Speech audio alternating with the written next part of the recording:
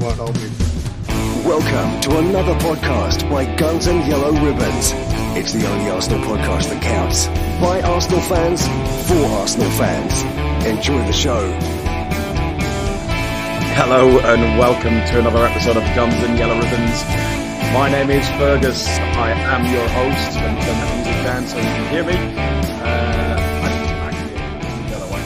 I'm joined by Gooner Trev, Danish Gooner. He's another year older, still only a child. And ginger as ever, Kappa Dan, without his flag, but he's in a new job. How you doing, Dan? I'm good. I've had a very, very good weekend. It's feels like everything has just fallen into place, and obviously starts with the football results, which is a big, big plus. It does indeed. Alex, how was your birthday? You turned down the opportunity last Monday to sit here and talk with me. Even Hillsy disappeared as well, didn't he? To talk to me and Dan and young Nick to go out with your girlfriend to celebrate your birthday. What's wrong with you? I feel terrible, but luckily I had a good birthday and enjoyed the meal we went out for. But I did manage to catch up with the podcast, so that was good. Did you have that dried fish rubbish? No, luckily I didn't. I wouldn't pay for that. But it was a good meal. Trev did. Trev, how are you doing? Missed you last week, mate. Yeah, I'm all right, thanks, Ferg. Back firing all cylinders this week. But as we said before, I will be missing the odd week. Out of my control, unfortunately. But back tonight, firing all cylinders. And haven't we got a performance to talk about, eh, boys? I know it's coming, Ferg. I'm so excited to talk about what was possibly one of the best Arsenal performances by a certain player that I can remember in a long time. And I can't wait to talk about it. By a certain player, but by many players as well. I know the player you're referring to, but many, many players. Good to see Theo in the chat and Heath and everybody else. If the messages go wrong, the old fella's in charge of the messages. I'm not touching them. Unless he talks, then I'll put the messages up. I thought you said the old fella was... There you go. That's it. Here we go. That's better. Well, let's go back there to where we were. Oh, fuck. You do it, Ferg. You do it. You're in charge of comments. I'm in charge of the cameras, all right? So, listen, it was a ridiculously early kickoff. It was a 9 a.m. kickoff, which meant I'm still on the tube. I'm on the edge of London. I'm in Essex. I still was up at 6 and out the door, and it was half seven on the tube. Did he have 9 a.m. kickoff? He did, yeah. He said, and he calls me senile. It was a 9 a.m. It was a 9 a.m. kickoff. It was.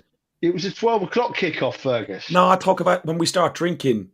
We were starting drinking. You can't make your own times and rules up, Fergus.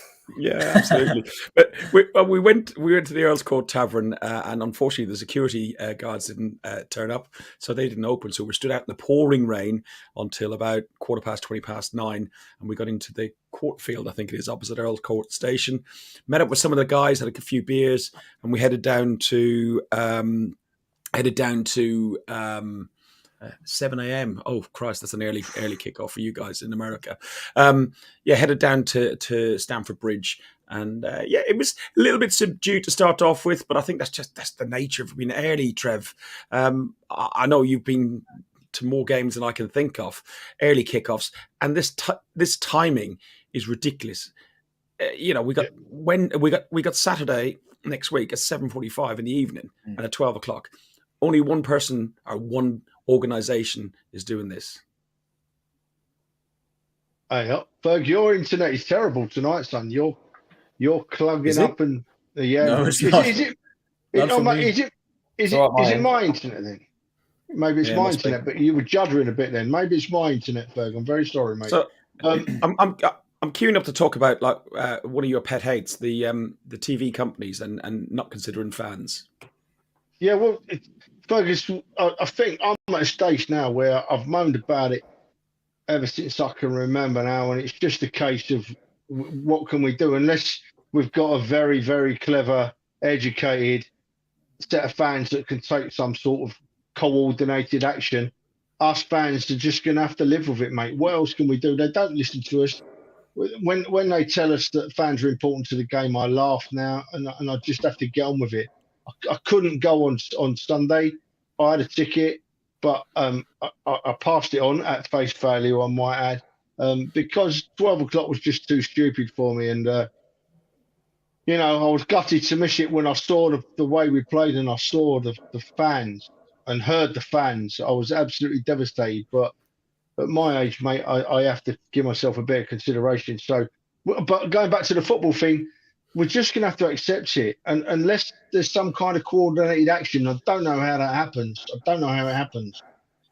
They're just going to keep making things worse. I mean, 12 o'clock kickoffs on a Sunday now, and 7:45 kickoffs on a Saturday when they know fans can't get to games or get home from games. They don't care, mate, and they're never going to care. Us as fans are just going to have to live with it, you know.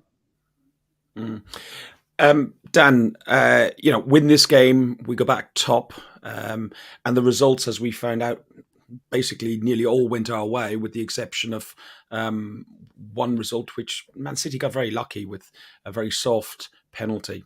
I maintain it probably was a penalty. I know somebody. What you talking shit for? You want me to play that, don't you? Somebody. It's hilarious. Right. So for the benefit of the tape, this is Trev trying to be clip a bit of video, and it's from our night in Eindhoven. Here we go. What are you talking shit for? He clipped it too short as well. Very short clip. It was. I just wanted that one little sentence because that was where it really bit. I was lent on the bar, couldn't care less because I was as drunk as a skunk, right? And my poor mate Fergus had hurt himself, but obviously he chose to tell me when I was drunk. So there was no sympathy whatsoever. And that's part of a much longer clip, which I didn't want to bore you with. But that little bit, if you play it on Facebook, it just plays over and over and over and over and over like a gift. What are you talking shit for? Like that. He goes, oh yeah, it just keeps going. It's hilarious. But, I'm glad to hear you're feeling better now, Fergus, because unfortunately, Fergus did poison my eyes with the sight of some pictures of his bruises, which wasn't pleasant. But he was quite seriously bruised. And although I'm still laughing about it, I do love you, Ferg, and I'm glad you're better, mate. But you can do it again at the next away game because it was hilarious. It's almost 2 weeks and I'm just able to sit down. Oh dear. Dan, listen, get back to what we're talking about. De Bruyne got very lucky with very lucky with penalty. What did you make of that penalty? Then we'll go on and talk about the Chelsea game. It's a bit of a pet hate of mine, if I'm totally honest, because I think I agree with most people when they say it's a penalty nowadays. And I think it's a penalty nowadays because of the state of the game. And obviously I can see Trev shaking his head. And honestly, Trev, I'm totally with you. I do not believe for 1 second that should be a penalty in this game. This is a player that's been minutely touched and has thrown himself to the ground. But in the modern game, that is apparently a penalty. That isn't poor refereeing, that isn't poor VAR, that is just poor rule setting and allowing the game to get into a state where a player is able to be touched, throw himself to the ground to win a penalty. For me, for it to be a foul, it doesn't need to just have contact. It should be contact that either impedes the player or makes them physically have to go to the ground, not throw themselves to the ground. And it hurts a bit more because it was a last minute penalty and it would have meant they dropped points. But I think if you look at the rest of the game, they played an hour with 10 men and dominated the game. So I can't have too many gripes, but it is frustrating that this is the sort of state of the game. No, and I think, Alex, what I said to Trev and some of the guys in the message chat was Robinson had a poor 15 minutes. He didn't even need to make that tackle because De Bruyne was facing the opposite way. He should just watch the ball, play it out, and everything else. He barely touched. Really weird. Very, very light, very, very light touch. Let's look at the lineups for the game then. No. Unless you want to add your No. You can't move on without letting us all have a say on that, Fergus. because you know what, Dan's right. Dan's right. It does show the sad state of our game of football. That is a penalty, right? I put a post on Twitter on social media, and I just put an abysmal penalty for City. The officials have found a way for City to win the game, right? And I just sat back, and I didn't get any abuse, but I got loads and loads of disagreement. It's amazing how different people from different eras, right, which see a penalty, right? Us older blokes, we think, oh, come on, man, it shouldn't be falling over for that. Whereas the younger fans, with respect, like, you know, Dan and Alex, you've only ever known the game when it was like this, right? I remember, you know, and it's embarrassing. It's embarrassing. I can, you know, and Fergus just said he shouldn't have tackled him. Fergus, he didn't tackle him. He just, De Bruyne rang his leg out and caught his foot. And I tell you, a great pointer to the state of the game. Dan is so right. I love the way you've put that, Dan. I was watching the Liverpool game yesterday against that lot up the road, right? And I was watching every time someone went near Harry Kane in the box, right? And every time they went near Harry Kane in the box, they wouldn't tackle. They went like that, right, and pulled their legs back. Because they knew for a fact that if they even took a step towards Kane, the likelihood was that he was going to hang a leg out and go down, you know? And it's wrong, and it's embarrassing. I don't know how to do it. And Dan has hit the nail on the head there. It's a sad reflection on the state of the game. If we were all professional players in today's game, and that was going to get you a £50,000 bonus, we'd probably all go down for a penalty. But they're not tackles, they're not penalties, you know, in a pure sense of the word. And that, when watching that against Harry Kane yesterday, just confirmed it. They wouldn't go near him. Hands up, stand back, because they know. They know if they stick a leg out, Harry Kane's going to stick his leg out and send his fell over. It's a sad state of affairs. Right, you can move on now, Fergus. I will allow you. So just before that, Trev, when do you think the game changed? Because I know you said about for sort of older fans I remember games. I remember the late 90s wasn't like that. I remember the early 2000s wasn't like that. You know, everyone remembers the game at Old Trafford where we got absolutely kicked by United, and it wasn't like that. Tottenham fans are going to think I'm having a go at me, but I'm not. I'm honestly not. On my life, I'm not. The first player I can remember diving in the English game was Jurgen Klinsmann when he joined Tottenham. When he joined Tottenham from Germany, I don't think our game had ever experienced play acting of that extent. And Jurgen took the P even more. That when he scored goals, he used to run across and dive like he dived as a goal celebration. You know. That's the first player I can ever remember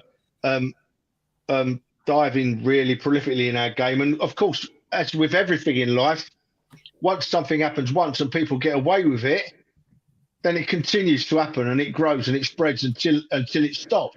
And it's never been stopped. But I really think that from my recollection, the first one I can remember to do it regularly and gain from it was Klinsmann. Yeah, I think the introduction of more foreign players and you know the globalization of the Premier League, I think that's probably where it started. At Stamford, at Stamford Bridge, obviously they've got the Chelsea pensioners. Is their last game before Remembrance, and Chelsea did it really well. Chelsea remembers, and they paid a lot of respect to the fallen over the years. Let's look at the lineups. The lineups were Aaron Ramsdale, White, Saliba, Gabriel Zinchenko, Partey, Xhaka, Saka, Odegaard, Martinelli, and Jesus. Alex, they changed KT for Zinchenko. Zinchenko was back in. Were you pleased with that signing? Do you think it was a better signing than having KT? What were your thoughts? Or not signing, starter. I mean, looking at the game and how he wanted to play the game, I think he suited the game very well. Zinchenko, the way he drifts into the midfield, which he's better at than Tierney. But Tierney is just such a different player. And it's a shame right now that I feel like we can't get the best use out of Tierney with the way we play the game, because we want our left back, whether it's Tomiyasu or Zinchenko, we want our left back to drift in and play sort of a midfield role, where Tierney is much better just bumping down the line and putting in his crosses, which he's so good at. And he played a brilliant game as well in the Europa League. So I was hoping a bit to see Tierney, but I was happy that he was back fit again, Zinchenko as well. But I think you could see he was pretty rusty in the game, Zinchenko. But yeah, he just adds something different when he plays in the midfield, which allows Xhaka to go further up in the pitch. Yeah, I watched a good tactician guy on YouTube this morning. I didn't get his name, but he explained like the use of Xhaka and how deep Jesus was, and the way they're pulling players out of position. It was just really interesting to watch on YouTube. Dan, what did you make of the lineups, and were you pleased that Zinchenko got a start? Clearly, we're pleased that he's fit and back on the pitch, but. Yeah, I mean, I'm a big fan of Tierney, but for me, Zinchenko is he's very well suited to what we're trying to do tactically. And Arteta is all about creating partnerships all over the pitch. And I think that's a big, big part of this is that, as I said sort of a few times, we play with a left back that comes in and pretty much plays central midfield, comes in centrally and allows Martinelli to stay out wide in that channel and just isolate people one-on-one. So our fullbacks are a very interesting one because for me, I think I said this to you yesterday, they're a massive plus for our team. Did you?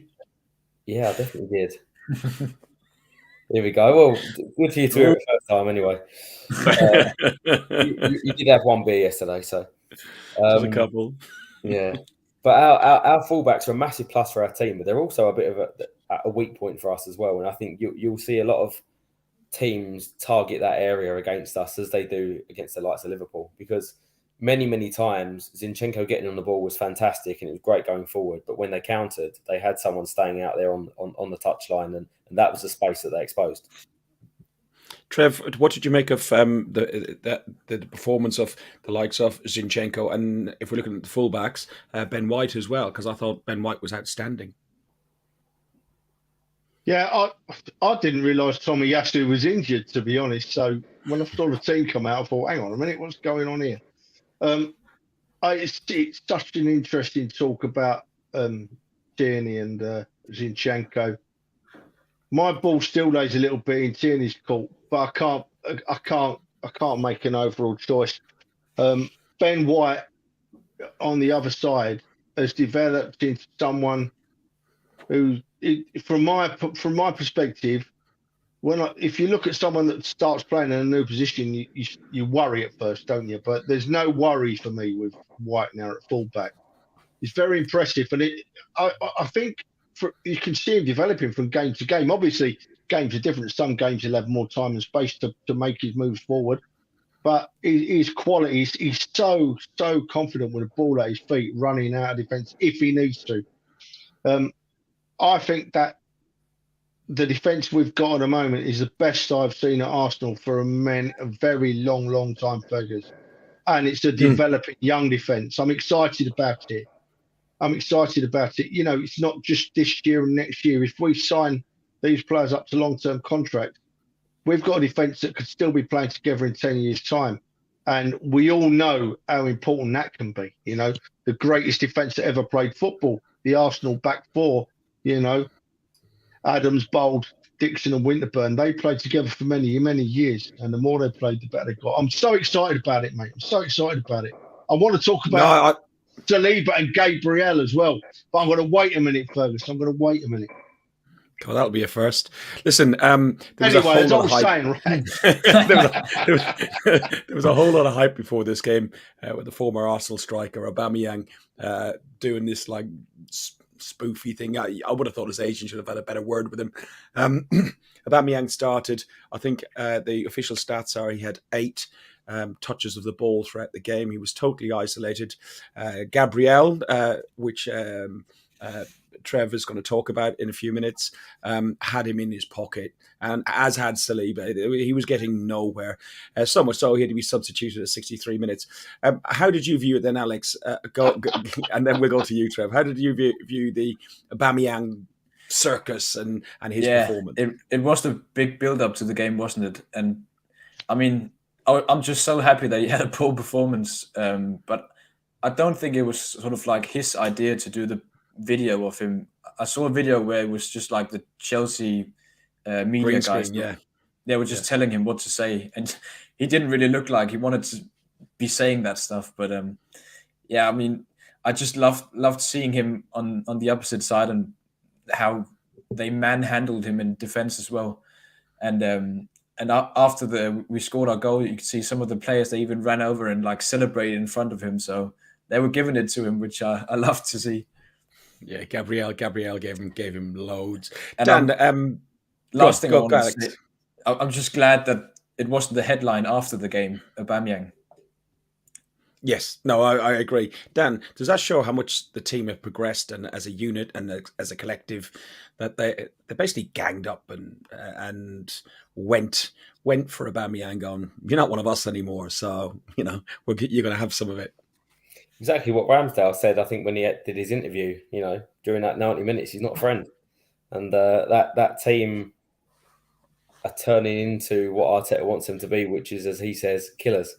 And you get on that pitch and you do a job. And then at the end of that game, do what you want. But during that game, you've got a job to do and make sure you get it done. But I'm not sure I would judge their standard by playing against a striker like Aubameyang, in all fairness. I think saying he had a poor game, I think, is a bit harsh, because actually I think he had an improved game, because I remember him playing away to teams like Liverpool when he had 7 touches. So if he had 8, he's a bit of an improvement, really. Bitchy. Our striker, Trev. Our striker, Jesus, he's not scored in 5 games. Some might use that for an excuse for some criticism. But unlike Aubameyang and unlike some other people who have gone on, superstar names who have gone on elsewhere, Jesus is contributing all over the pitch. What did you think of his performance? I know you're going to do Gabriel and Saliba. We're holding off for that. I'm going to have no voice by the end of this. Listen, I just got, with reference to Aubameyang, I saw a really funny, well, I thought it was a funny quote on the radio today or on social media, and the bloke said that Arteta did more yards in his technical area than Aubameyang did on the whole pitch in 60-odd minutes. And it's true, and it wasn't, do you know what, it wasn't a poor performance from Aubameyang. If you look at how he performed for Arsenal, it was what we came to expect in his last season at Arsenal. Come on, we're not picking on a man, if we're honest. We're not picking on Aubameyang if we say he was awful at Arsenal in his last season. We're just speaking the truth. He wasn't very good at all. I can't make out for the life of me how he's ended up going to Barca and then Chelsea. I don't see what they've seen in him. As for the Jesus v. Laka thing, we can't. I've seen that comparison starting to surface, right, and we can't make that comparison, right. I loved Alex Lacazette, still loved Alex Lacazette, right, but you can't compare it to Jesus. Jesus's work rate is phenomenal. Without Jesus playing, we don't win that game 1-0 on Sunday, right? Because if you look in the build-up, it came from us putting pressure on them, went out for a corner, and Jesus was a massive part of that pressure on Chelsea. So we all want to see Jesus score a goal, right? I used the word, I'm a bit worried about our strikers. Well, I shouldn't have used worried. I should have said that I just want him to score a goal, because I've got a feeling when he scores 1, he'll be away again. But his input to the side, is amazing to watch. His energy levels and his work rates, and you shouldn't be knocking Jesus in any way, shape, or form, should we? He's a class act, and he'll come back. He'll score goals. And listen, he was unlucky not to get that diving header. Martinelli was unlucky as well in the first half, and him and Martinelli are forming a fantastic partnership. Martinelli shot over the bar. We didn't, for all the work that we put in, Dan, in that first half, we didn't capitalise, and it really felt just a little bit. Although I felt quite comfortable, we went in for a beer at half time, and we're going, oh Jesus, we just need a goal, because you were just worried that if we took a sucker punch of a goal against the run of play, that our heads might drop. Yeah, to be fair, I remember sitting there and at half time, I sort of messaged a couple of people about the game, and I felt like we were good. We were on the front foot. There were certain players, especially defence and midfield, and Saliba and Partey, the main two really, were fantastic. But I also felt like we was a little bit sloppy, and it's a positive to be able to say that. Well, a lot of people actually said about Ben White, and I felt like Ben White had a better second half than the first half. But I think overall, our right-hand side was a bit sloppy. I don't think Saka had the best game. I don't think Ben White had the best game going forward. I think defensively he was as solid as he always is, which is great. But the good thing about me thinking that way is that my thought is we've had a fantastic game, a fantastic performance. We've won away to what is supposedly one of the top 6 sides. Yet there, for me, is a clear room to grow and be even better. And that for me is the most exciting part of this team, really. Okay, somebody's asking what your real name is. That's my mate asking. Perry Groves. Yeah, Perry Groves, Jonas.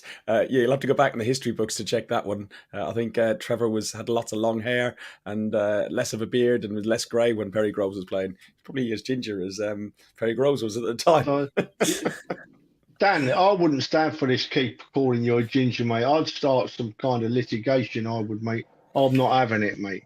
You leave him alone, Fergus. You leave him alone. By the way, Perry Groves was a right ginger. What are you talking shit for? You can see that's going to be used a lot, can't you? Yeah. Right, into the second half. In the second half, Arsenal continued to radiate belief after the interval. Chelsea looked more hurried, more, disjointed. And the goal came from movement from Jesus, who was further back down the pitch, and he supplied, I think he dispossesses Silva, and then he forces a save by Mendy, which causes the corner. Alex, what did you make of the corner? And did you think Saka had scored it? Because I think he did. I mean, I was getting a bit annoyed at the corners because we had a lot of corners and they were all shit because they didn't. A lot of the times they didn't get over the first man, and as he took that corner, Saka, I thought, oh, not another one that's not going to get by the first man, and then it went through all of them. And yeah, I thought it was Saka who'd scored because it looked like he scored the way they were celebrating. But yeah, I was just happy they scored. I didn't really care who scored, but yeah, that was a relief because I think it was clear to see what was Chelsea's game plan, which was just disrupt the rhythm of the game, which the ref kind of allowed because he was. He gave a lot of free kicks. Some of them a bit soft, some of them were all right. But that guy on the left back, Cucurella. He was the guy causing problems for Saka, but Saka got a yellow card for the one challenge he made on Cucurella, and Cucurella, I think I saw he made 4 or 5 free kicks and didn't get a yellow card. To be honest, he could have got a yellow card for the tackle that he done on Saka that instigated Saka to go back on him. And the other one, which I was going to talk to Trev about, Cucurella's holding on to Granit Xhaka. I haven't got the photo in that move for when the goal was scored. He's not made any attempt to pull him, hold him, move. It's just absolutely ridiculous. It's just laughable. I've seen that today, Fergus, and it's not holding, is it? It's wrestling. He's actually wrestling Granit Xhaka, and I didn't see it at the time. We're not going to call it out too much because we won the game. But if it had been a 0-0 or we'd have lost 1-0, then we'd have all been wondering what on earth they were looking at. And you're right. We're right to discuss it. VAR, they should have seen that. But anyway, it was a goal, so they probably didn't look, to be honest. I mean, I'd rather have a goal. Yeah, absolutely. But we just got to talk about that before the goal came, the boys just mentioned about the sucker punch, and that was really worrying me because we were the best team on the park in every area of the field. Chelsea weren't better in any part of the field. Our defence was right on the ball. Our midfield was moving the ball through from the back to the front in great lines, great angles. And we've got to say it, right? We have got to say it. It's got to be said that we missed a couple of chances up front that I thought, oh, come on, boys. We should have put them away, We should have put them away. That'll change. Hopefully that'll change with luck. But that wasn't the best up front. And that's what brings it into your mind, doesn't it? When we've got that much possession, we're playing that well. We're making those chances and we're not taking them. Then it's always in the back of your head, this is Chelsea. They're going to go up the other end and score here, and it was a bit worrying, especially when we got to half time 0-0, and I thought, oh no, I don't like this. But it showed the Arsenal we are now, Ferg, to come out second half and keep the pressure on and score the goal. And we didn't look like conceding from where I did. Ramsdale make a save? I don't think Ramsdale made You know a what? save. He did make one save. He made one save from Havertz. Boy, he's tall. Jesus Christ. Yeah. I was right behind the goal, and you just saw Havertz. I kept on looking, who is that? And I just kept on looking up and up and up. He's just ginormous, absolutely ginormous. Yeah, he is. Ramsdale made one save, and I actually put on the notes here, did he even get his gloves dirty? Because, I think you could probably wear that strip again on Wednesday night because it won't even sweat anything. Trev, we want to talk about key players because we can talk about the game as much as possible, but the result, if you look at it on paper, doesn't look as impressive as the performance was. And I think this is what we talked about when I chatted to you in my drunken state, getting soaked, walking around Chelsea and Kensington. But it was the performance of key players like Saliba, Partey, Ben White, Jesus. Go down the list. The only player who didn't have an outstanding performance didn't have anything to do, which was Aaron Ramsdale. Yeah. So I've ummed and ahed all day today, and all afternoon today, Fergus, as to whether it's fair to pick out players in a performance like that because we were so good. We are a better football team than Chelsea, full stop. And we are better than a 1-0 win. It should have been more. But I just feel that for his age and for how he's just come into the team this year, this lad Saliba, right? This lad Saliba is just something else. He's breathtakingly good. His ball control, his poise, his confidence, his speed. There was once when, who was it was thrown about here we go, look. If you'd have took that back a bit, you'd have seen that he was offside. So there we go. He's a good yard in front of him, and he don't even get near it. Look, Saliba is just a very special talent that Arsenal have found. He's obviously been coached right. He's obviously comfortable playing in our side, and he's the next one we've got to get to sign a contract, I think. So for me, Saliba was the man of the match. But I'll tell you who was right behind him, someone who a few Arsenal fans were doubting up until the start of this season, right? And I've never doubted him. I just wanted him to play more often. But my God, Thomas Partey, how does he find that time on the ball? He can be under a hell of a lot of pressure. And he just seems like he's walking away with the ball. In certain aspects, I don't want to tar him with this weight on his shoulders, but he's very Vieira-like in certain ways he plays, with his body shapes and his angles.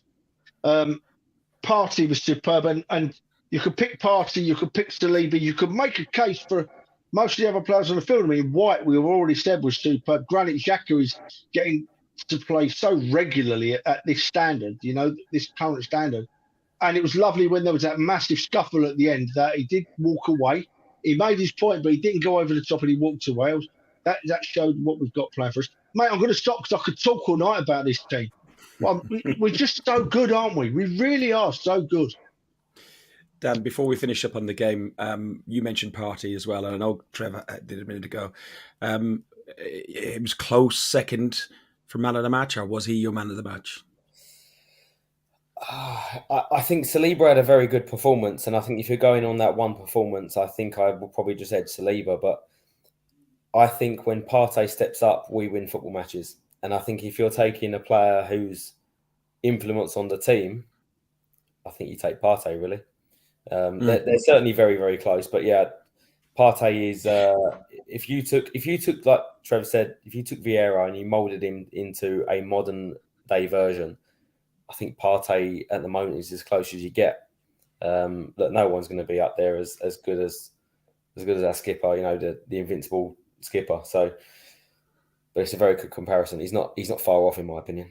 We mentioned last week that Mikel Antonio from West Ham watched and played against this Arsenal side, and he watched and he said is the best Arsenal side he's seen since that time of the Invincibles.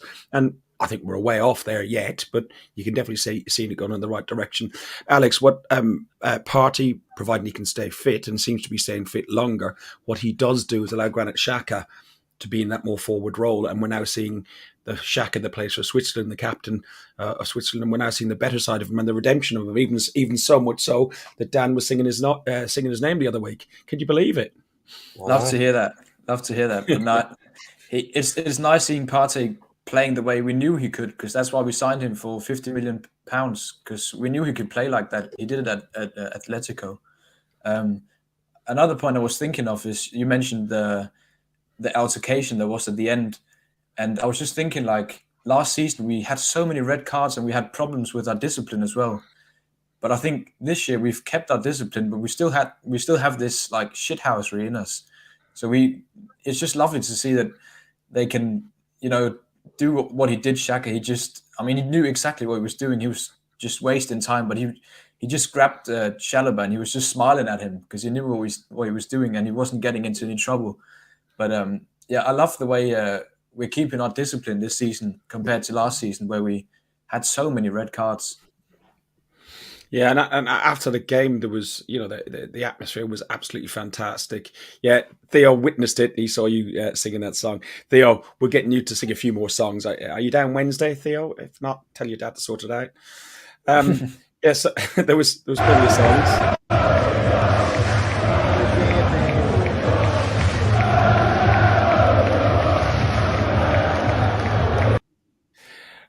And then he was interviewed straight away, and you can tell the emotion of the game. Listen, Alex has sworn a few times, not badly, but I'm going to swear in a few minutes when you see the clip I'm going to show you in a few minutes. But let's chuck Xhaka in for this one as well. Brighton's not stopping that kind of happiness there. That's a big win, isn't it? You see the atmosphere? It's fucking unbelievable. Sorry. I think that is brilliant, but it just shows how he got in. He was in the moment, and he was in with the fans and everything else. Trev, have you killed a fly? Oh, why? Doing my nothing, Fergus. There's one little fly in this room. Keeps banging into my glasses. I'm felt right out with it now. I'm on a mission now. It's really quick and all it is. Too quick for this old boy. Right, what was you saying, Fergus? Sorry. Granit Xhaka and the moment this. Stopping that kind of happiness there. That's a big win, isn't it? You see the atmosphere? It's fucking unbelievable. Granit Xhaka. There's certain times on this podcast when swearing is acceptable, and that really made me laugh on Sunday. It was really made me laugh, and it tells that little interview he did then, right? It tells. Oh, I'm gonna kill it in a minute. It tells a massive story, right? It tells a massive story about Granit Xhaka. You look at the way he is. He's smiling. His body language, his reaction, turning around, looking to the fans. That is 100% different Granit Xhaka. 100% in every way, shape and form. His mannerisms, his actions, what he does, how he talks. His confidence must be sky high. I'm all over him. I'm all over him. Let's keep this Granit Xhaka, because such an important cog in our mechanism, mate.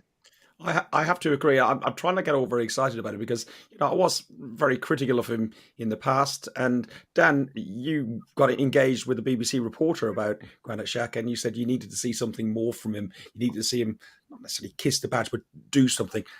Did that performance? Did that little clip of an interview? Did that sort of glint in his eye that you can see he's engaged with us? Is that what you were looking for? To be honest, it was. That was the moment I sort of tweeted and said, opinions are changing and so is mine. And look, I'm never going to fully get over what happened. I'm going to 100% say that. Yeah, I'm never going to get over it 100%. Bloody zoom out, leave me alone. I'm never going to 100% get over it. But look, when you see the passion of a guy like he was in the corner, just smiling at the player, winding him up, wasting time, really doing it because the team was just trying to run down the clock, and then clapping the fans as he does, always the last one clapping the fans, and then the interview he gives, and you can just see the passion coming out of him.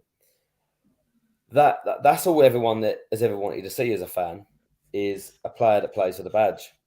And whatever happens after that, I think we can all get over with, but we all just want to get on board with players that get behind the team. And a lot of people have told me I'm being a bit harsh on him, and I need to sing his name. And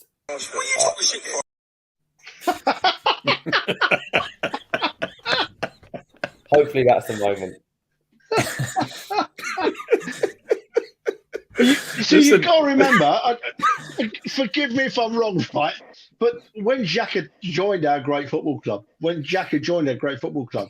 the general atmosphere, the general feeling, the general fan-player relationship was awful anyway. We had players in our club that weren't trying. They weren't making any effort. They were just drawing wages. And that's what Xhaka came into. So that was his starting point. We didn't like him. He'd done something really horrible, and we really, really didn't like him. But if this old man that's set in his ways can change his views, then everyone can change their views, and give him some support, Daniel. So next time I'm going to see I'm there. I want to hear it, Danny boy. I want to hear it. I'm not sure I agree with that, Trev. And I'll tell you why. To be fair, I'd always said never say never. And as someone that wears the shirt, I would always support the player that wears the shirt. To sing a player's name is a special moment for a fan and a player. And I think where you said he didn't have the best start, I had very high expectations of him when he signed. And I thought he was going to be our deep-lying midfielder.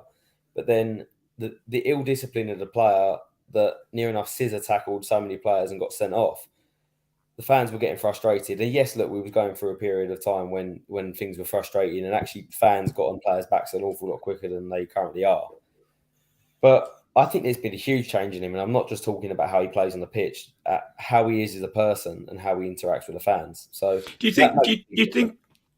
think that's the people surrounding him? He doesn't have the Klasniaks, the Ozils, the other, less savoury sort of characters and people who don't have the same ethos. I'd say 100%. You've only got to look at a manager like Wenger used to always say a player like Ozil needs someone with his arm around him.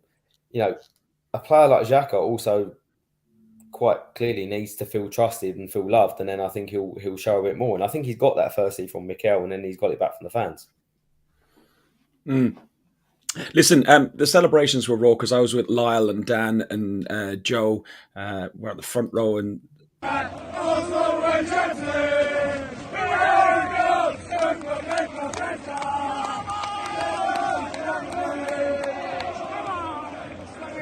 you can. Look, I'll remove it there because it gets a little bit bluer as we go along, but you can see the atmosphere after the game was just unreal. And I then rang Trevor. It was absolutely pouring down. And I was chatting to Trev, and he said, look, I'll speak to you tomorrow. So I recorded something for the Facebook site, and you can see none of us got any clue about songs, but it is quite funny. Ferg, I wanted to ask you a question as well. 1 second, then okay, go. Do that then. Go on, ask me a question. I saw a lot of people on Twitter. They were like worried about being a lot of tourists in the away end, and I just thought the away end looked absolutely amazing yesterday. So how did you experience it? As a tourist, there was an awful lot of regular faces there, as Trev will vouch for. And Dan, I've been fortunate enough in the last couple of years to be able to go to a good few away games, and you do recognise the regular people standing outside the pub early in the morning. People recognise me and go, "No, mate, it's not open. We're going to have to go to a different one." I did have a couple of Scandies next to us, the Scandies everywhere when you're watching football in the Premier League. They had paid a lot of money for their tickets, which is a little bit of a shame of how it's going now. I know Dan was desperately looking for a ticket, and you got into a discussion and a negotiation with somebody on Twitter who clearly was trying to scam you because they said they were going to email you and print the tickets, or else they were resellers or whatever. But they wanted 500 quid. How did I find it, Alex? I found it fantastic. Early start and drinking beer early does make a big difference. But yeah, around me, there was loads of people that we all know. And it was mostly, and I'm seeing bits on on Facebook. I've seen bits on Twitter, and where people are showing video clips and stuff, and they are all around where we were. So it wasn't as touristy. But the video clip I showed you of the Granite Xhaka song, that was an Arsenal fan in the Chelsea end, and there was quite a lot of Arsenal fans in the Chelsea end too. Pull up that video I sent on the WhatsApp group just now, because that is a funny one. Let me get that going. Let me play this while I'm trying to get that on. So this is me post the game. Let me start that there for you. It's pissing down with rain.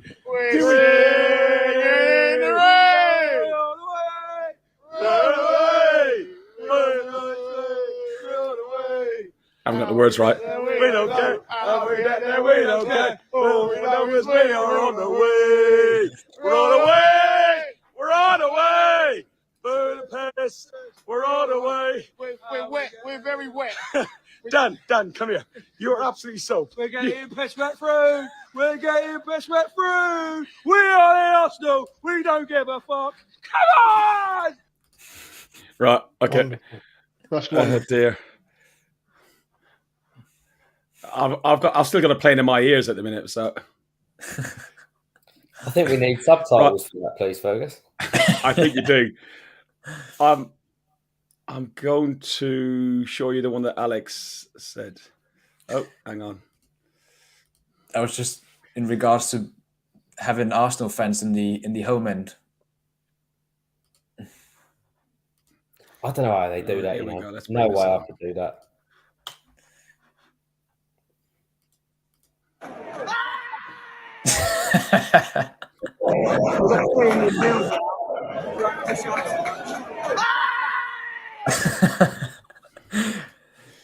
That's a brilliant video.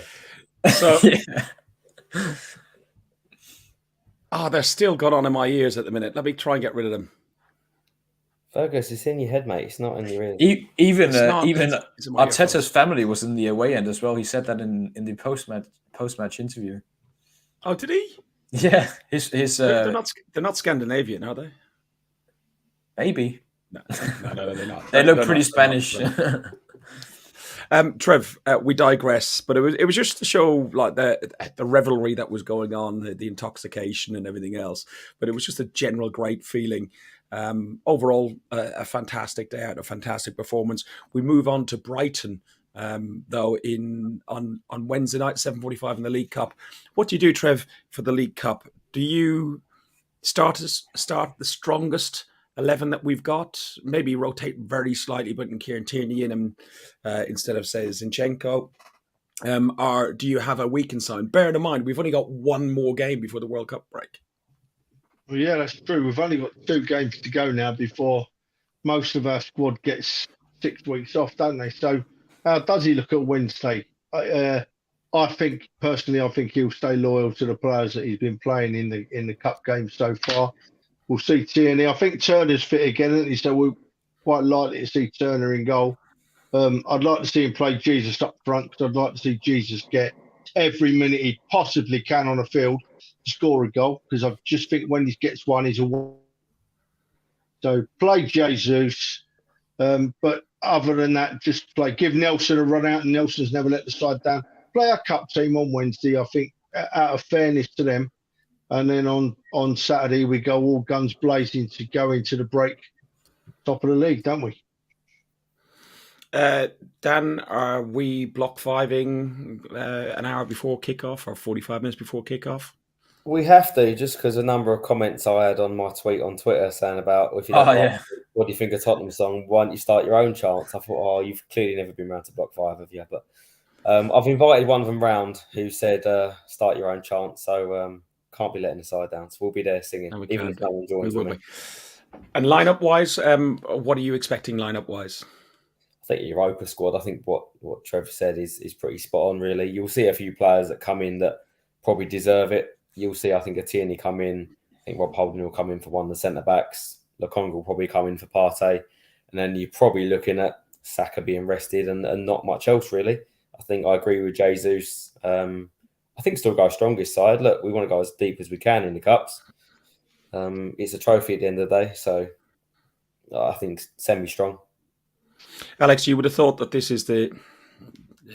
I wash my mouth there, but this is the least of our priorities in the sense of cups. But it's the first cup that we can get. We can win this cup should we get to the final, and probably play Man City because they seem to always get there.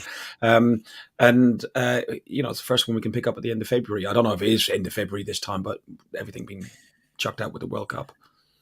Yeah, I agree with the boys. Like, play a pretty strong side, but it is probably a dilemma we're going to have later on in the season where we're going to have to prioritize, because we can't prioritize all of the cups and tournaments because it's a lot of games we're going to be playing. But I agree with the boys that we should play our pretty much strongest sides, bar 3-4 players. Okay, Trev. Dan, you're both going to Wolves on Saturday night. Hotel costs, timing. It's ridiculous, isn't it, Trev?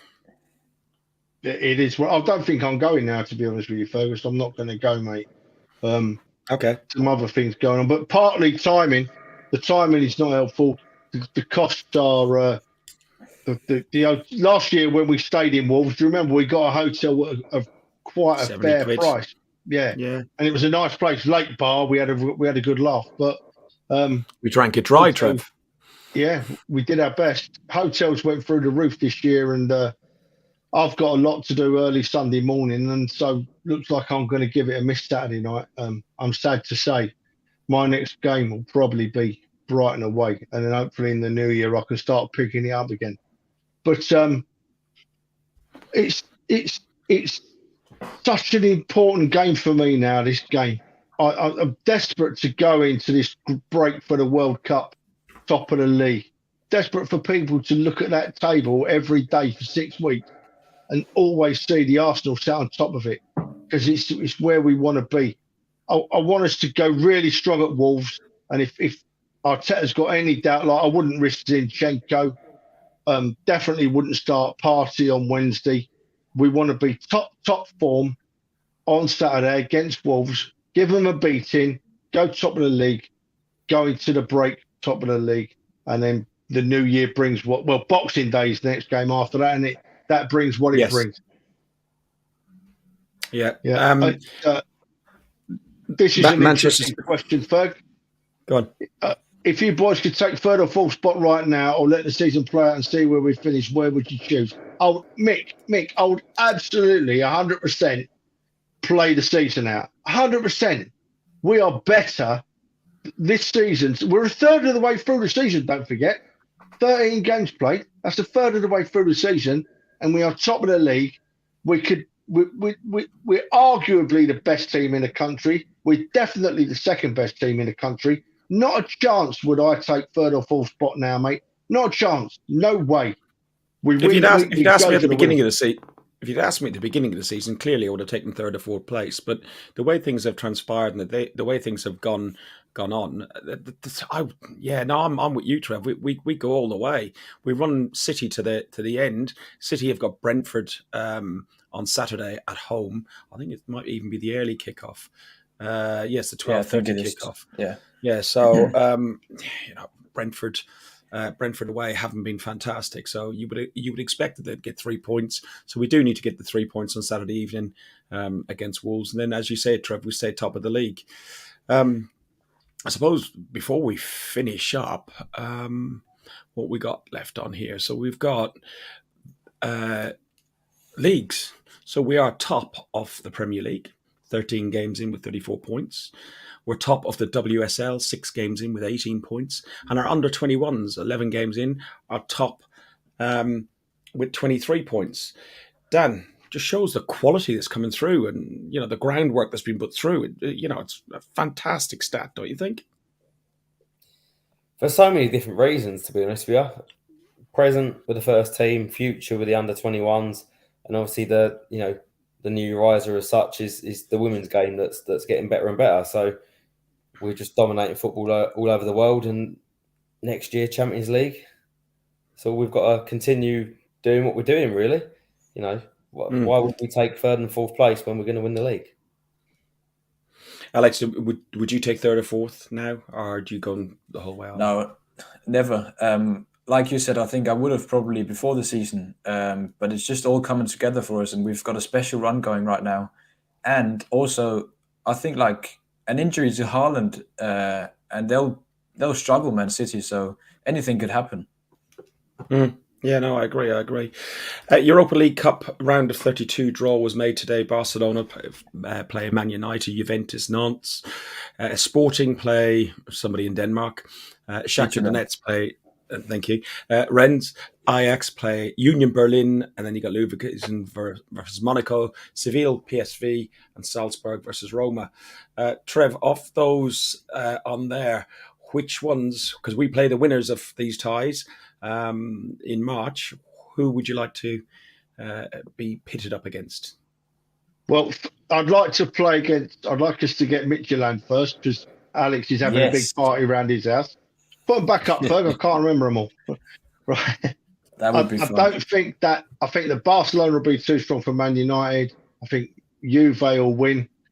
I want Midtjylland to win, but Sporting are a pretty decent side at the moment. And then the only other ones I really want to see go through is Union Berlin, because I'd love to draw those. I'd love us to draw those and have a little bit of a trip to Berlin. Be a good trip. Personally, Berlin for me is first choice and Sporting is second. Berlin because it's not too far away from my daughter. She lives about 2 hours away, so I could kill two birds with one stone and go to a game there. Sporting, I've always wanted to go to Lisbon, and February is my birthday. Okay, early March, so it'd be nice to have March in Portugal. And we know what you get like in Portugal. The Sagres really gets to you, Trev. Yeah, do you know what? Donna dug that out yesterday, didn't she? That clip, but that wasn't at Sporting. That was at Guimarães. That wasn't at Sporting. But I've been to Sporting Lisbon before. It's a nice little ground. Lisbon is a beautiful city. Too many hills, really, up and down hill. When you've had a few, it's a bit hard work. But I wouldn't mind a trip to Lisbon. The food's good, the weather's good. Donna would come and we'd have a great trip. I'd go back there again. To be honest with you, I don't care where I go, because it's just like these European away trips. We've had 3 blinding trips already this year, right? They've all been brilliant trips, and I'm just looking forward to the next one. Just it's a shame they're doing the draw so close to the round, so we've all got to rush to book travel and stuff like that. But that don't matter. We'll all go. We'll all go. That's the ridiculous thing is, so the round of 32 is made now, and those ties are middle of Feb and the end of Feb. And on the 24th of February is when the draw is made for the next round. And, you've got, did you say it was 13 days before the fixture, Trev? I think, from what I made an inquiry on social media today, because I didn't have a clue. And I think someone said to me that the first game was, the draw's on the 26th. And the first leg of that game is on the 9th of March. So it's 13 days. If that's correct, I don't know why they couldn't have just, like we spoke before we came on air, didn't we, lads? I don't know why they couldn't have just done the second draw today and just put, Juve or Man United will play Arsenal, or, you know what I mean? And done it. So they've done we know where we're going. But they haven't. And we'll wait and see. But it's exciting, isn't it? Sorry, so, boys, I'm going to ask you for your predictions. Your predictions for... I nearly had a heart attack. I did. The weekend. What the weekend? Donna, watching that game, that Chelsea game, that's the trouble. As Fergus knows me better than most, right? If a game, I tend to end up on a concourse me halfway through a game because I can't take it, right? I stand on the concourse on my own with a beer watching it on the telly rather than watching it in the ground. I'm just a wreck. I'm an absolute wreck, right? And without realising, Fergus, I was doing that at home on Sunday, watching it on the telly, and I was walking around the room and bouncing off the walls, and Donna tried to headlock me to calm me down because I thought I was going to have a heart attack, and the dog got the hump and bit me. So it was a bit lively, but well worth it, mate. Well worth it. So score predictions for Brighton and score predictions for Wolves. Start with you, Trev. Brighton, first of all. Brighton, I think we'll scrape a 1-0 because that's what we do in them type of games. Wolves away. I'm excited about Wolves away. I think that Jesus is going to score. and I think we're going to win 3-0 away at Wolves. Okay. Dan, Brighton and then Wolves, please. Before I go on to my score prediction, can we just load up Terry's comment? Dan surely knows nothing about the women in their history. I wasn't going to give him the airtime, Dan. Terry, I've had enough of you today digging me out. Ginger when I'm clearly Moroccan sunset. Women's game. I'm very understanding of Vic Akers, our kit man, and his history with the women's team. I know a lot about the women's game. What I meant was we are developing a new women's game. Digging me out. Get out the blooming chat. Get on the screen. Armchair pundit. No, he's far from it, but yeah, go on. No. Back to the prediction. I'm going to go Brighton. I'm going to go 3-1 for Brighton, and I'm going to go for a tricky 1-0 win away at Wolves. Alex? I'm leaning more towards Trev's prediction. I'm going 1-0 Brighton, then 3-0. No, I'll say 2-0. 2-0 Wolves against Wolves. Okay, I'm going for in 90 minutes, a 1-1 against Brighton, and then we go to extra time. I really hope that doesn't happen. I know. I just think Brighton have been reasonably good. Very good. And we will have a changed 11. If it really depends on what lineup we put out. And I think Wolves, we're going to go out with a bang. I think some of the players who are not in the World Cup are really going to go for it. I'm going to go for a 3 or 4-0. I'll do a Trev. I'll go for a 4-0 to the Arsenal at Wolves. Whoa. Do you remember last season at Wolves? Oh, that was one of them games, wasn't it? Martinelli gets sent off in the strangest of circumstances. Yeah, that was strangest of circumstances for 2 fouls in one bit of play and gets the yellow and the yellow. Never seen it before. But then what did we do?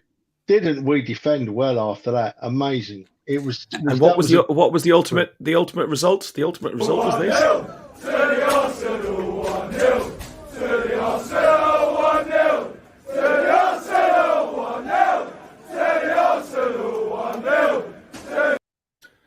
And who scored? That's the fourth time this year that Gabriel scored the winner. Yeah, Gabriel. Yeah, Martinelli. Of course it was. Yeah. I mean, he's had a lot of stick, and even I questioned him. I can't remember. I think it was the last time on the podcast that he was one I would look to upgrade on. But man, he's just so important, and he scores these winning goals as well. Hmm? Yeah. No, I like him. I mentioned previously that for me he's future captain material. When he learns English. When he learns English, I think he knows enough of the key words because he was screaming at the shed. Don't start that again. Nothing personal. It's going. What?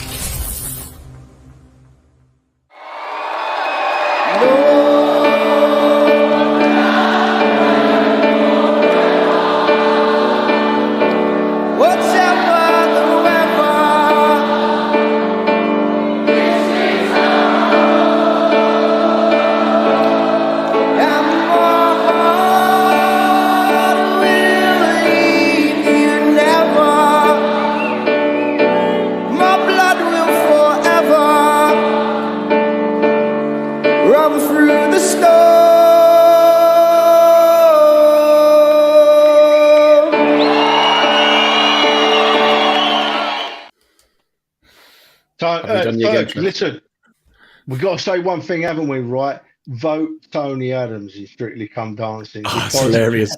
We are, social media today, right, as we are boiling so many people, right? They are going crazy, all these people that think it's a dance competition and don't realise that it's just entertainment on a Saturday night and the most popular is going to win. All you Arsenal fans out there, vote Tony Adams. It is hilarious. One woman today who calls herself a doctor. That's the doctor, yeah. Actually put a post up there saying you must be a middle-aged white right-wing Brexit voting racist to vote for. I'm like, hang on a minute, it's an entertainment show on a bloody Saturday night. How do they do these things? How do they think up these things? The thing is, Trev, I've watched the first episode for Tony to be on there just because there's nothing else on. Haven't watched it since, but every time I check and I get a message on Twitter, vote Tony Adams. I got 3 votes, Tony Adams. Don't care how he danced. It's just going to break the show.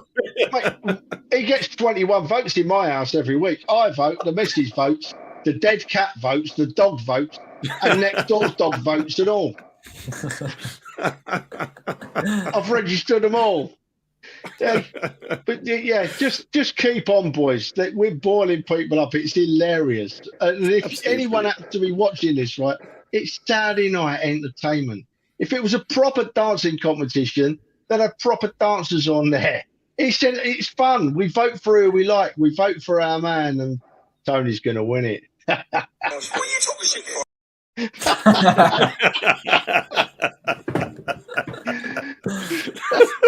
Oh dear. Right. On that note, guys, Alex and Trev, thank you very much.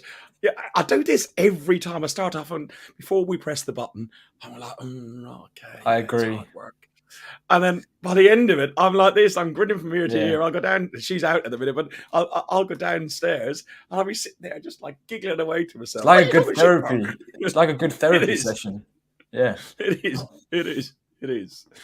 All right, boys. Thanks very much. You have been watching Guns and Yellow Ribbons, an Arsenal podcast by Arsenal fans for Arsenal fans. If you're watching on Facebook, thank you very much. Jump over onto the YouTube channel. We're getting there. If you're voting Tony Adams, go subscribe for Guns and Yellow Ribbons as well while you're in the process. We're trying to get to 1,000 by Christmas. So, thanks a lot. Up the Arsenal. You've been listening to Guns and Yellow Ribbons, an Arsenal podcast by Arsenal fans for Arsenal fans.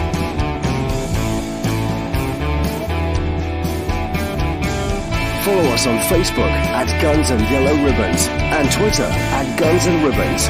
And remember to rate and review us too.